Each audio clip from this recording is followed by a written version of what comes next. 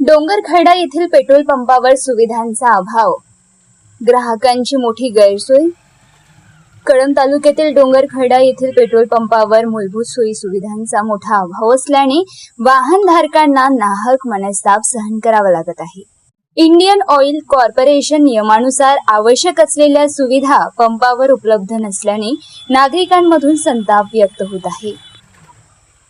Generator असूनही petrol मिळेना।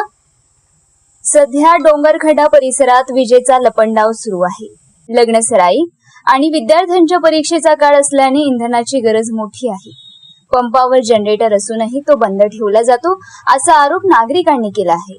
वीज नसल्याचे कारण सांगून पेट्रोल दिले जात नसल्याने नागरिकांना नाईलाजास्तव खासगी ठिकाणी 150 रुपये लिटरने पेट्रोल खरेदी करावे लागत आहे। नियम धाब्यावर तक्रार घेण्यासही नकार।